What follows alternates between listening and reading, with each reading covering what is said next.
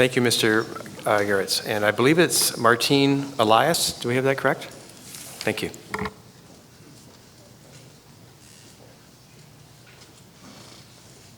Good evening. Thank you, Mr. Mayor, and it is Elias, E-L-I-A-S. My name is, as you mentioned, Martine Elias, and I live at 4 Cranberry Lane. I've lived there for 5 years, but I've been a resident of Aurora for 16 years. And I lived in the northwestern part of Aurora, and enjoyed a lot of the nature and trails. There's been a lot of questions and comment made about water, and I was looking at the drains in front of my home on Monday evening, and they were all overflowing because of the downpour that we had on Monday evening. So I think we can all recognize that water is a big issue for our community and for the golf course. So my question is, given the existing infrastructure and soil types across all areas, including the high water tables in some areas of the proposed development, how will storm water be released or recharge the aquifer in the correct rate? Is this at the same rate location as the existing development in the Highland Gate community? And are there designs in place that would ensure that the streets that will be impacted by the construction will actually have some measures to avoid flooding? And will there be infrastructure in place and compensation made to residents with respect to water damage that may occur to their basement? We all know we all have water issues currently, so what will the town do to make sure that those are addressed in the possibility of a future development? Thank you.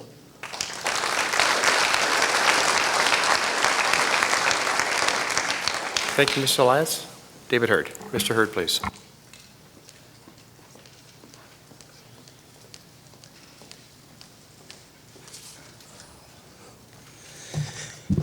Good evening, members of council and planners and fellow citizens.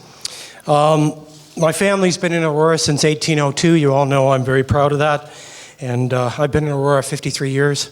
Resided at 15 Ransom Street, adjacent to the Aurora Highlands golf course.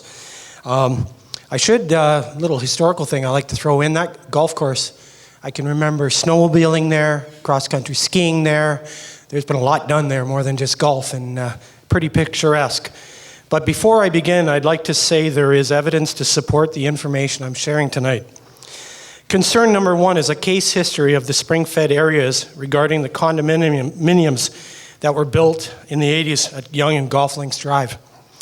A resident nearby that lived near ourselves disclosed to me and my family that they spent tens of thousands of dollars trying to get an answer. That was, who and did there be allowance for the installation of infrastructure to feed water from the Aurora Highlands Golf Course west, possibly to Bathurst? They never got answers. Their concerns were genuine, as information has led to their claims may be indeed accurate. They also were concerned with the building of the condominiums due to the possible diversions of the springs affecting their properties adjacent. And this was at the time of the CAO of the corporation left during the Mayor West era. And nearby residents of the condos at Golf Links to be built were given and entered into an agreement to appease all parties. However, according to a press conference by then Councillor Mr. Barker, that agreement never happened. The condos on Yonge then were apparently built 45 feet to the east and 7 feet in elevation without approval, according to Councillor Barker. By the way, we have that press conference. I have had these facts echoed by my father, who worked for the Department of National Defense and lived on Ransom Street. He was an inspector. And I brought these concerns, unfortunately, orally to some members of council during the past 2 terms. Water is a concern. We know the course is very spring-fed. So what and how will these things be dealt with if history repeats itself again? We've heard that echoed tonight, like the condos. Finally, some have said that the water belongs to the course owner. Well, then I will add, I'd like to request an inquiry into how the ponds are fed on the golf course. If they are fed from the Oak Ridge Moraine to the south, then it's a new ball game. So the questions I have then is, environmentally, is how will these answers be assessed and given? What will happen to this water transfer infrastructure? Why was the public not informed? And just like water, things should be clear. This has not been a pleasant journey for me. I must add, I didn't write this down. This has not been a pleasant journey for me. I was asked by that gentleman who was related to the superintendent of the Aurora Highlands Golf Course. His information seemed pretty darn accurate, and I've done my research. And what we found is a bit of a concern. What I've had to experience over the years, watching my parents fight the battle over the condominiums on Yonge, was horrific. And I've also indeed today seen the effects of that development happening. It has affected some people. And it's been painful. You know, I'm a caregiver. I help my mother out. She's 83 years old. My father passed away many years ago.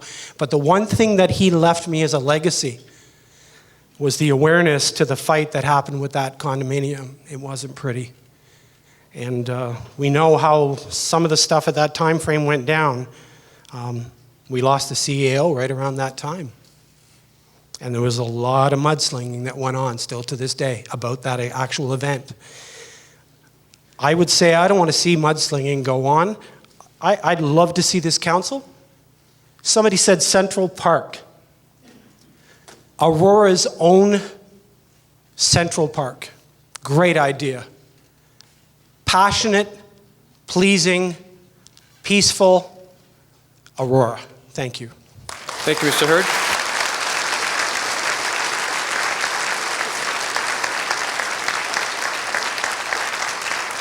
Carol McLeod, please. Good evening, Mayor, members of council. My name is Carol McLeod. I live at 105 Timberline Trail. And I have a question from the RPA membership as well. The developers proposed to convey to the town the areas that are part of the Oak Ridges Moraine and Lake Simcoe Conservation Authority floodplain. A suggestion has been made by the developer to turn that undevelopable land into active parkland, including splash pads, swings and slides, meditation and exercise stations, etc. All of this would require ongoing maintenance on the part of the town.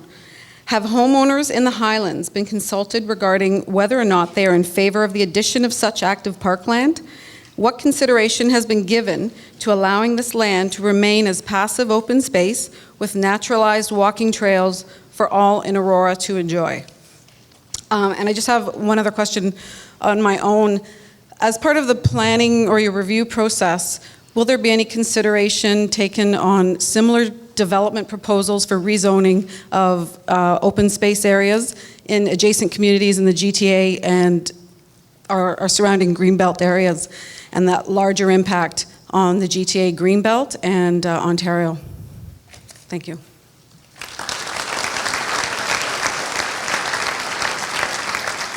Thank you, Ms. McLeod. Lorraine Cohen.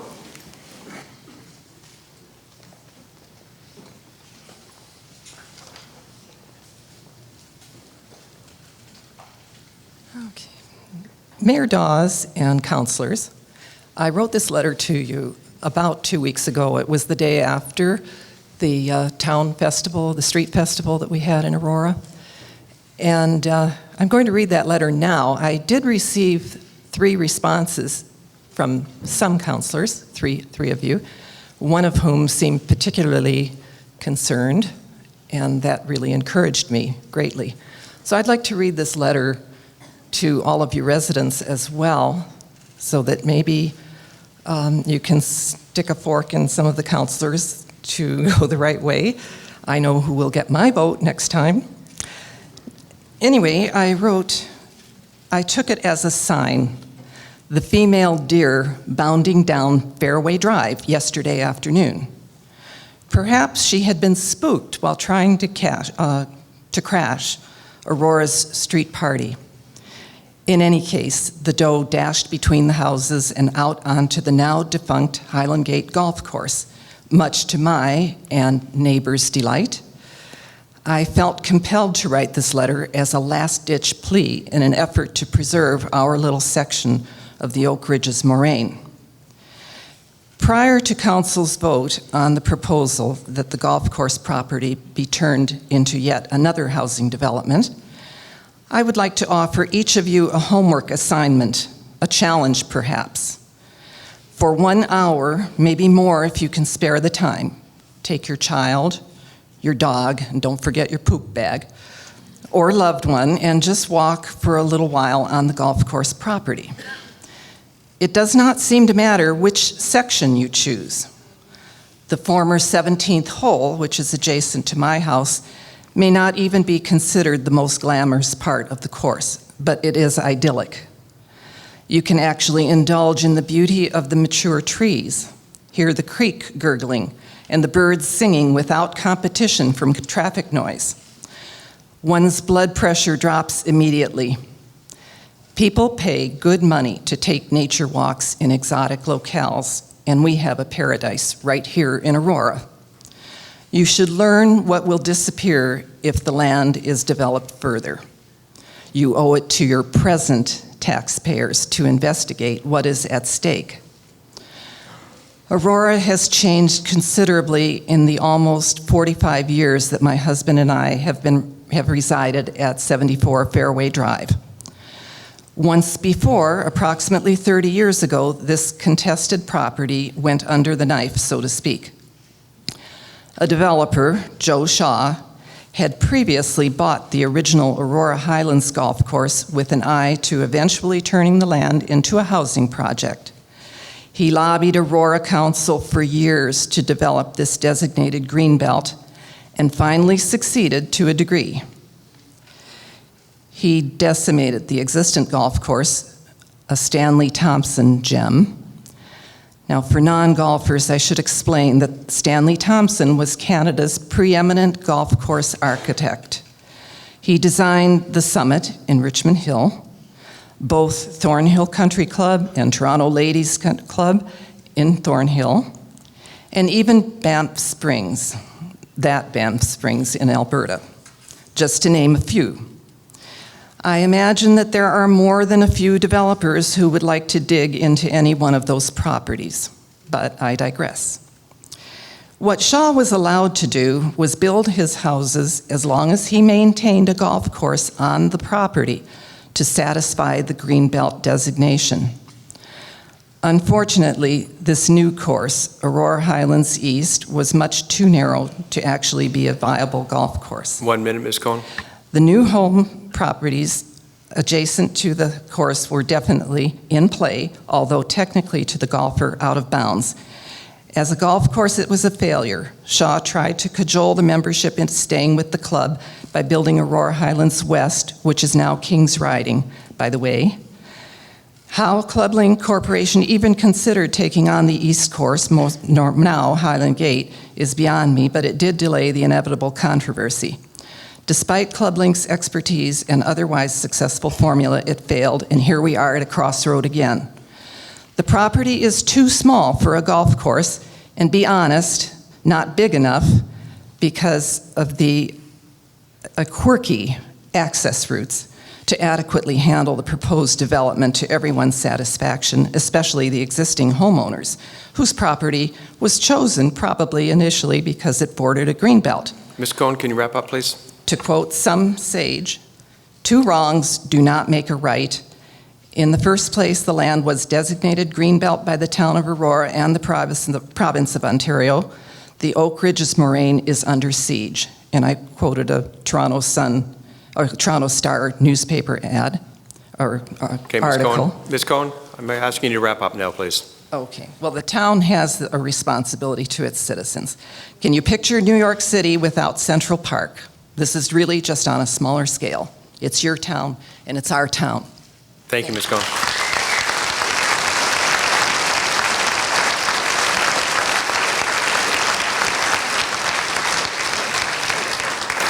David Harvey, please.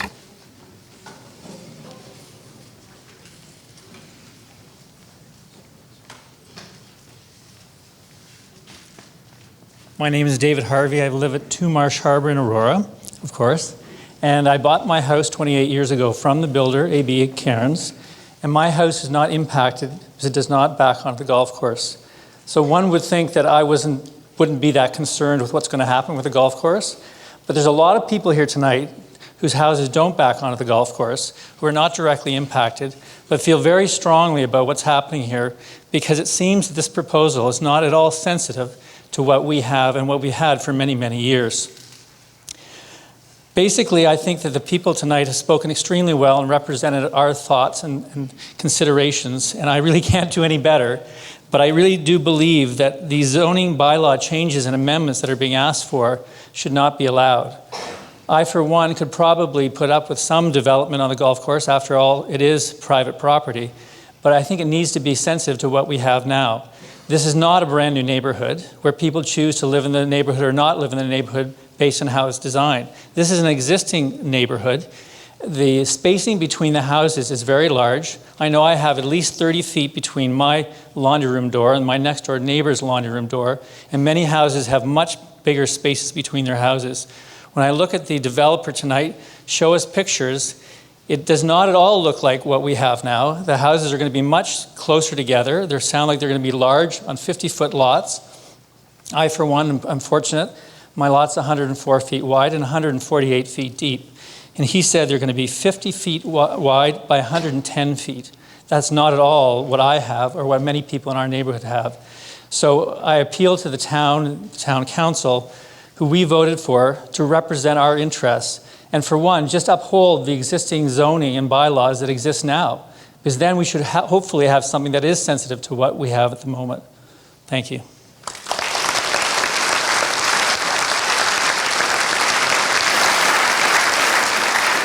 Thank you, Mr. Harvey. Peter Sodi, I hope I pronounced that correctly, sir. Mr. Chairman, Council, fellow Aurorans, I'm Peter Sodi.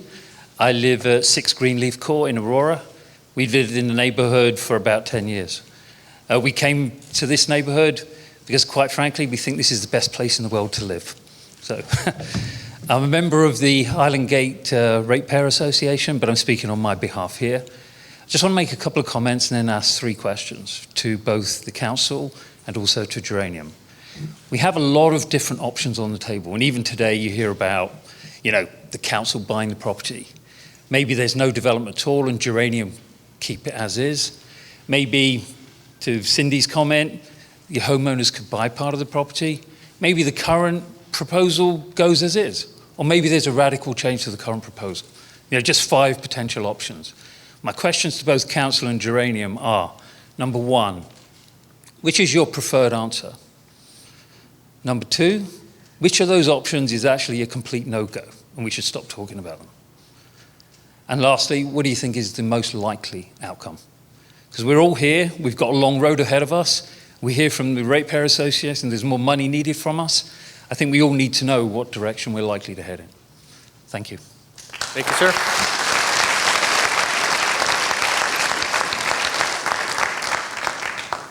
Bill Fraser, please.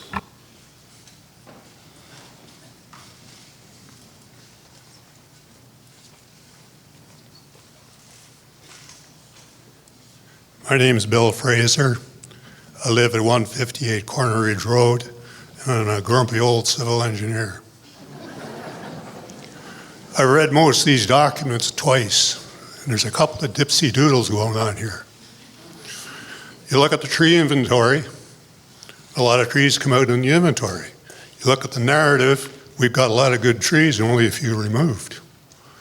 You look at the cross-section there tonight, shows big wide boulevard adjacent to the backyards.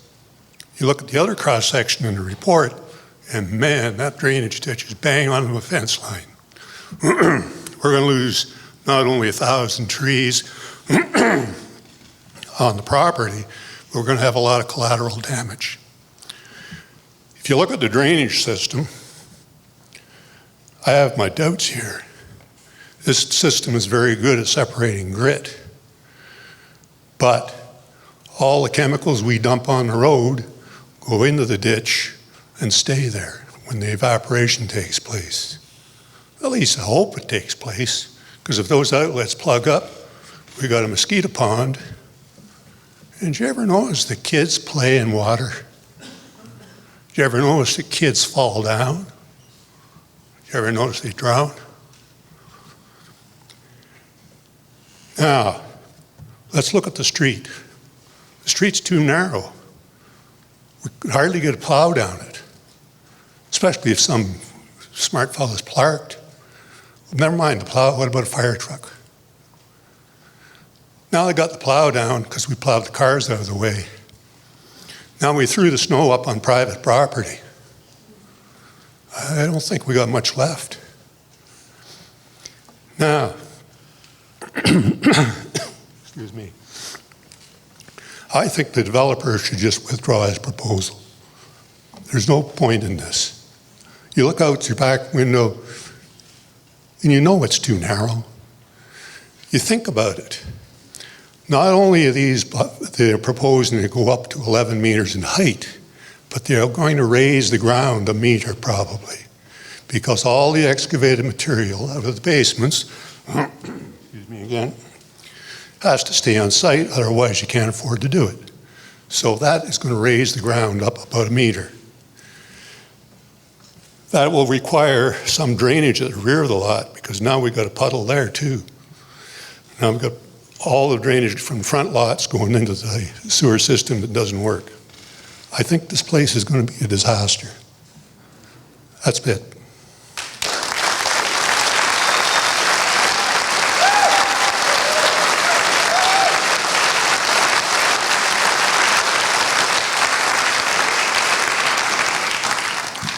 My name is Jean Fraser. I'm married to that guy. I would like to tell you that he's a civil engineer with over 50 years' experience in construction. He's a little humble, but he's written the town with a very brief report on what he's just told you, and I'm here to be your cheerleader. We live on Corner Ridge Road, 158, and first of all, I'd like to address the council, mayor, and staff, and all of you for being here. I'd like to first thank Dave Newton and his committee, the Highland Gate Ratepayers Association. I think they've done a fabulous job.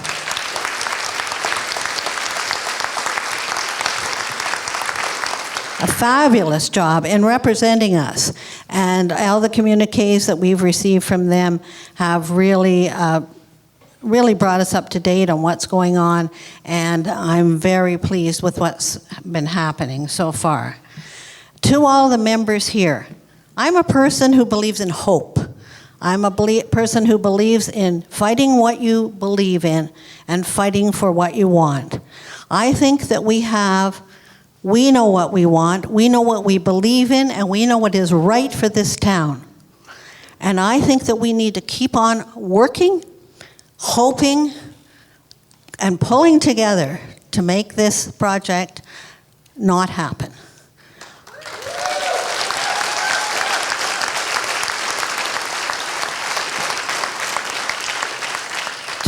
To council and mayor, I urge you to reject this application in its present form, and hopefully in any form that is negative towards the town of Aurora and all the citizens now and in the future. And I would like to say that if it is rejected, it will likely go to the OMB. Every time and everywhere you go, you hear you cannot win at the OMB. That's not true. I'm a member of Peninsula Lake Association, the lake where Deerhurst and Hidden Valley are. We had a landowner try to open a quarry overlooking our lake. The Township of Lake of Bays agreed with the members of the Lake Association, and they denied the application. The owner went to the OMB. The Lake Association's 300 members gathered $225,000, and we won at the OMB.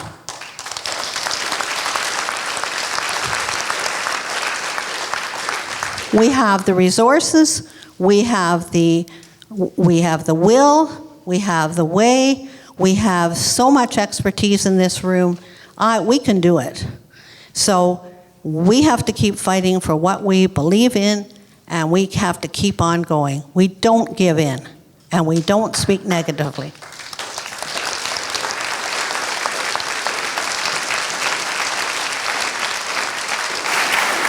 Thank you, Ms. Fraser. Paul Pavlik.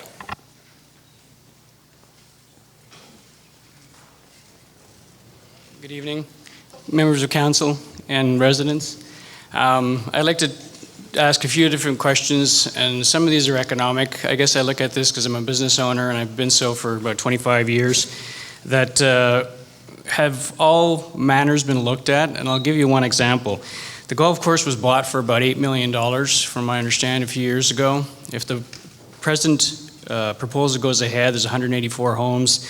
Let's assume the developer is going to make $100,000 to $150,000 a home. That's assuming that things go exactly according to plan. The question is, if the infrastructure that's got to be built on this, will this be paid for by Geranium and Golf Links, or will it be paid by the taxpayers? Two, if this is proposed and changed and amended, in other words, if the size of the development is reduced, the potential profit margin for the developer is reduced as well. So I put it to everybody here that we have an opportunity to discuss with the developer, with the council, with provincial also backing, so I'm looking at MPPs from the province, to see if we can turn this into parkland, and what is our cost. Outside, if everything went perfectly, this developer would stand to make about $25 million from this development. That's not going to happen. There's going to be a lot of changes, and I think it's going to be made smaller. Now, what if we decided to discuss it with the developers so that this could be purchased as parkland, and so everybody gets their fair share? The developer comes down with what their proposed or what their anticipated profit would be. The town will get more tax revenue from the people that are on it. I'm on the golf course, I'm at 123 Timberline Trail, so theoretically, according to the current development, I'm less affected than everybody else because I'm on the 6th fairway, which is supposed to be parkland. I travel the world. I lived also in Europe for a number of years, and we came back to Canada and we looked at a lot of different places, and we picked Aurora simply because of the green space where we could raise our kids. And I probably use that golf course and that park more than a lot of other people. Every winter, I run my dog in it the entire length, almost every single day. And I do wish, just like the other lady mentioned, that some people would actually walk this course and see what it's like. It is beautiful. It gives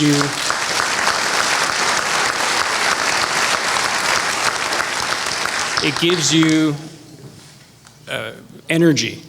And looking at green gives you energy. I was at my son's convocation yesterday at Magna Center, and they put up a few green plants in the rink. And those few green plants made that convocation interesting. I have a cottage, so I'm not really here much in the summertime, but I do appreciate looking at green space. So the developer and the Club Links, when they bought the land, they knew they couldn't make a go of this. When I moved into this neighborhood 2011, I looked at the golf course and I said, this can't make money. I've been living on the 6th hole and I can see it can't make money. So they can't really expect to make their full profit margin. They bought this golf course with the knowledge that eventually it would close and they would try to apply for housing. So why don't we work together? So that means council and the developer and the politicians, including the provincial ones, because the province should cough up some cash here. You know, we're all taxpayers. It's about time this government and all the other governments did something for the people from a social point of view. Okay? So that's, and I would like to know if you would take that in consideration and if the developer would sit down with council if development does take place, there can be about 20 homes put on this, which will almost affect no one. Simply on the west side of Timberline that goes out to Bathurst, on the west side of Cranberry, there's space right along the existing roads where you could front houses and it would maintain the character of the neighborhood. That starts coming up with some money that the developer would make. It would make it a lot easier on the infrastructure because you could simply tap into the existing sewer system, the existing watershed would be preserved. 1 minute, sir. And I do urge you to go out there in a rainstorm because I have gone out there in the downpours and the amount of water coming off that course into the watershed is amazing. And when I run that course with my dog, it takes 3 days for that water to drain and to soak into the land on most of those holes. So environmentally, I'm not sure you can raise the ground level by a meter and not flood people out. Anyway, that's all I have. Thank you.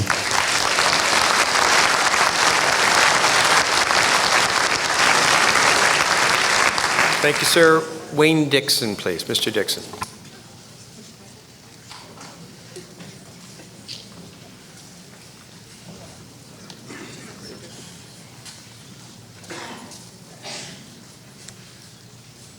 Good evening, families of Aurora. I address you all as members of the panel and surrounding myself here. I guess you could say I've been an Aurora resident for over 30 years. I've been a coach. I've been on the garden tour many times. And I've had the good fortune of having to be invited on what they call the South Lake Hospital, the Magna event. I recognize some people at the podium up front. I would offer you a small suggestion. When I was over at the Magna Center, I watched so many people giving their time, their energy, their sweat to contribute to a wonderful hospital. They ran, walked, wheeled, skated, biked on roads with traffic to help funds for a wonderful facility. What I suggest to you is you have a park which could be utilized for a South Lake Hospital fundraiser, triathlon, whatever you want. And having been in education, I've seen so many kids run on pathways or roads. Terry Fox runs. Have you ever seen kids 5 and 6 year olds running on a road where you've got dump trucks up and down? I've seen so many new schools in Brampton and Mississauga, construction where the roads are, if you park your car, you can't get by. So I suggest to you that facility, that park, that green space, you'll never see it again. You have the opportunity for all of our Aurora families, not only the town, but all of the families here. We give a lot. And as I say, I've been a coach for many years. I care about this town. And I know you all, too, also care about this town. So consider this. You've got high schools, you've got elementary schools, you've got seniors' homes. Have they been touched base with at this point? Have the the Catholic school boards or the school boards here in this region, are they aware of the fact that, hey, we all know our problems with, I will call it, classrooms with too many students? We have how many homes going up in this region? Are those elementary schools going to see more portables? Are those portables going to hit 110 degrees, as I know they do, because I base that on 23 years of having to help those poor teachers? Those teachers are going to have to cope with more young students. They're going to have to try and compete in areas that will be unsafe. And you have that park. You have that park. You could name that after somebody special in this town. Fundraisers to take care of this community, for the families of this community. I'm going to mention something else too. The other day I happened to drive down Bayview Avenue and I had the great pleasure of visiting in Richmond Hill the Dunlop Observatory. When you drive down Bayview, have you seen the stacks and stacks of pine trees cut down and the land that has been just scoured clean with topsoil? It's gone. And Richmond Hill, they boast they have the town pond. I say pond. They call that their main center activity, where they have their events. What we could do with that park is mind-boggling, and all it takes is a little bit of imagination. Funny thing, imagination is pretty tough to find these days, so I leave it back to you. Consider options. I'll leave it at that. Thank you. I used to live in the newer portion of Aurora, which is Bayview and St. John's Side Road. I moved there about 2008, 2009. So we started to build our family last year, and in those new subdivisions, we're pretty much like sardines. We had about 13 neighbors overtowering our backyard. So we decided to move somewhere that would offer us more privacy. So we looked at a number of places within Aurora because we love Aurora, and we found that Highland Gate community was probably the perfect place for us. And so we decided, we found this perfect property on Timberline, and we purchased it. And we put an offer, we did the inspection, we firmed up, and now we're all excited. And a week later, it was publicly announced that this is going to happen. So I tried to get out of my deal, and they said it's going to be a long and expensive battle. So I know that this is affecting my property value. I know it's going to affect many other people's property values. And I know Geranium and Club Link want to make a profit as well, and that's understandable, but at the expense of our financial situation as well. I would not have purchased that property if I had known this was going to happen. I love the neighborhood. I love the neighborhoods. They're amazing. But just this couple weeks ago, my wife and I were expecting our second child. We're sitting out in the backyard. We have privacy on the right, privacy on the left, and privacy in front of us. And we were having a barbecue, eating, and it was just, we looked at each other and we said, this is absolutely amazing. It's stunning. We love it here. And we can't believe it's going to be taken away from us.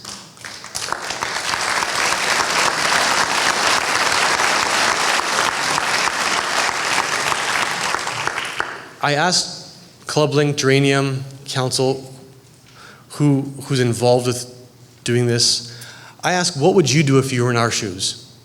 What would Geranium do if they were in our shoes, if they were being affected? Not only personally, but financially. It's a pretty simple question, but it's probably difficult to answer too. So our biggest thing was privacy, but also at a financial loss. In my opinion, that's what happens to our values. So what are you guys planning on doing in terms of keeping people overtowering our backyards? Well, I'm fronting onto a road, I'll be backing onto a road, and then there's going to be a house. So what's going to be done? Am I going to be looking at a house when I'm having that barbecue with my kids and my wife again? No, that's all for me.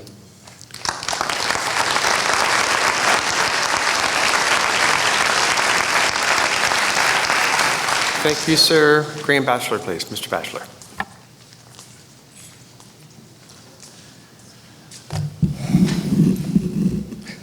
Mr. Mayor, members of council and staff and everybody here.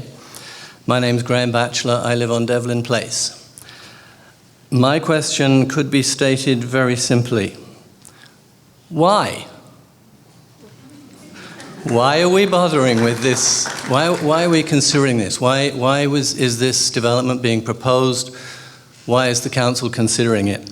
We were given a justification at the 15th of April meeting at Williams, which suggested that the development was necessary to meet objectives mandated by the province for intensification and to control sprawl. The town was committed to developing, I believe the number was 31,000 new units, which are required to meet the Provincial Planning Act. Well, okay, that sounds reasonable, except that a subsequent speaker at that meeting made it clear that the town does not have any problem meeting its intensification requirements. The targets within the Ontario Planning Act were met comfortably within the development currently approved and underway in the 2B and 2C lands. So why do we sacrifice a park, green space that everybody loves, that is a great resource for Ontario, Why do we sacrifice that for unneeded urban development? Thank you.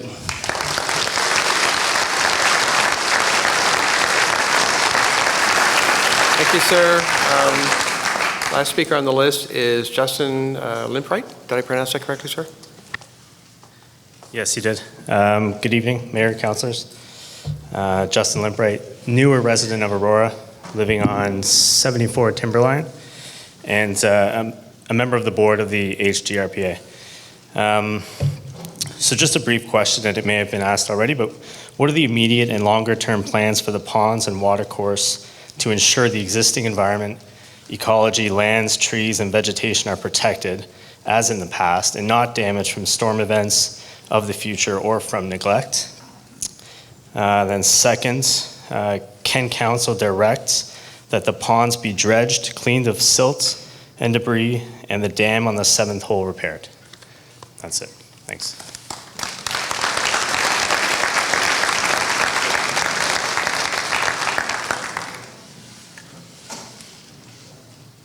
Jean Martindale, please. Ms. Martindale.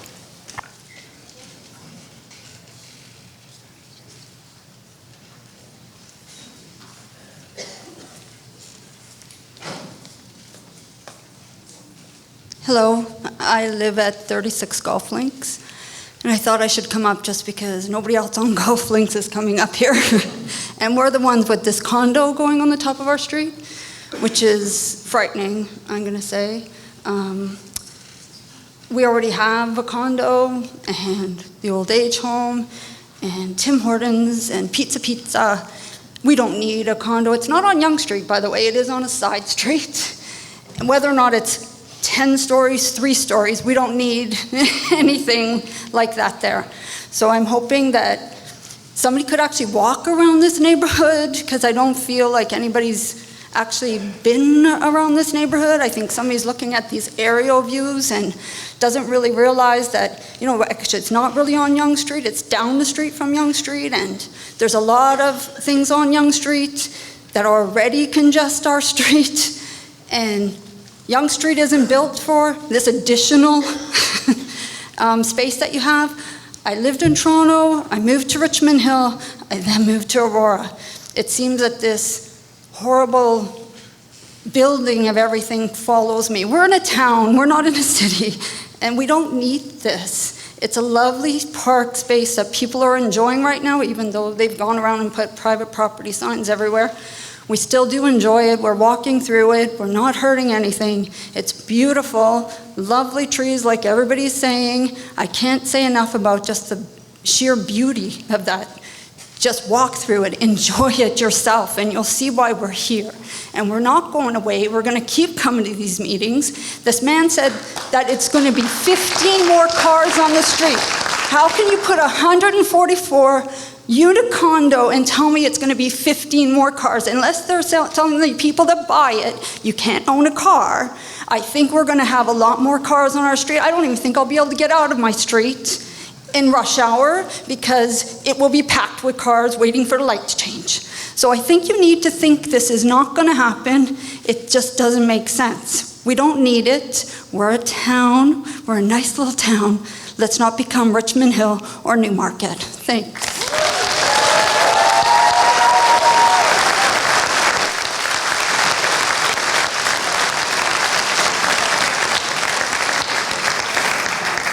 Diane Grassi, please.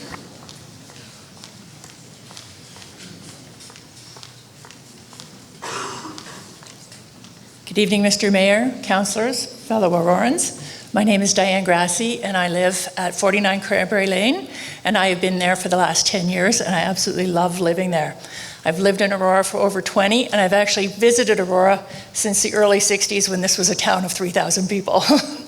My question tonight pertains to the use of the millions of dollars that currently sit in the town's hydro fund. The town has the ability to use some or all of the money in the fund for the public good.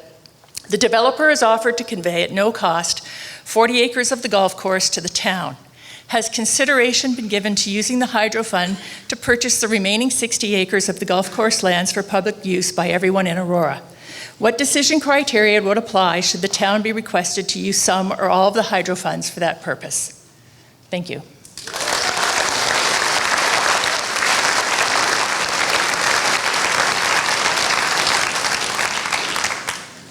Thank you, Ms. Grassi. Brent Wanch? Did Yes, I pronounce Wanch. that correctly? My name is Brent Wanch. I live at 105 Golf Links Drive. I'm a longtime resident of Aurora. Long story short, I sent an email off to the town councilors about my situation. I lived in Aurora for approximately 27 years. I moved out to Richmond Hill when I got married. When I decided to have children, I was fortunate enough to have 2 lovely daughters. We looked back into Aurora to where we wanted to move. Fortunate for me, my parents' house was for sale, and I bought back into the same house that I was raised. The reason why I bought it was because of the parkland, because of the golf course that was behind us. Now, with the development to what's going to go on, they're talking about raising the golf course 2 meters up behind us. In dealing with water problems and watersheds, water is going to travel to the lowest possible land, which is going to be my backyard, my neighbor's backyards, everyone else is on my street's backyards. We're going to be living in a swamp during rainstorms. My question is going to be, who's going to be responsible for fixing my basement that's been finished? That was done by my uncle who passed away recently. Another question I have is, you're going to be looking at several years of construction. I've got 2 daughters who go to school in the area. I know from my personal experience in my job that there's going to be construction, there's going to be dump trucks, there's going to be lots of construction, there's going to be traffic. Who's going to look out for those kids when those dump trucks don't stop at those stop signs? Who's going to look out for the kids who go to Regency Acres, St. Joe's, Aurora High, Williams, for all the environmental factors that's going to be, all the land that's going to be dug up, all the toxins that are going to be dug up, everything else that's going to happen to our children in this town? I don't think this is a Highland Gate issue. This is an Aurora issue. And I really urge other members of Aurora to come out and talk about this and how this development is going to affect everyone within the Aurora area. I think, as well as other people have said, that this is a legacy. This is a legacy for the town councilors and for you, Mr. Mayor.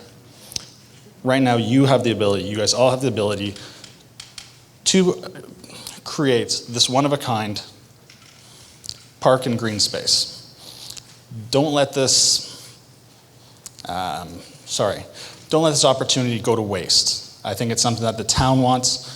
We can be looked at by other municipalities as this is a great thing that they can do in their towns also. Thank you very much for your time.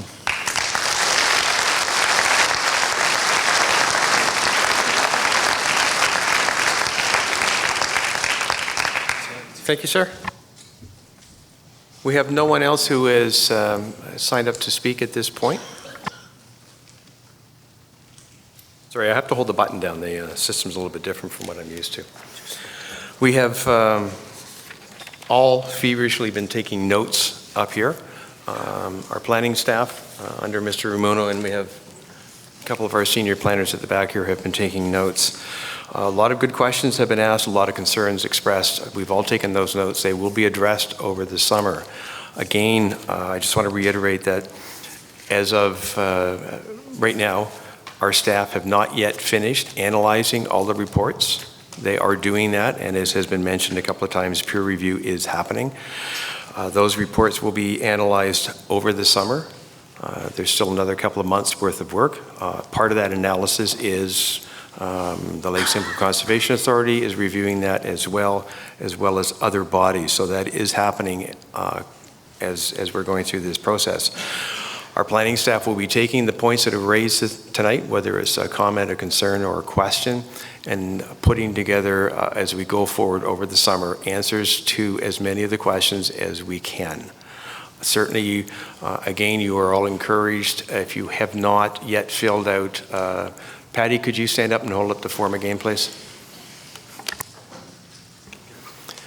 The Green Interested Party form, so that we can keep you apprised of what's going on. Again, the next meeting is September the 30th? September the 30th. The next public meeting is September the 30th. At this point, it is scheduled again for this facility in order to accommodate as many people as we can. Very much appreciate everyone coming out tonight. We appreciate your concerns.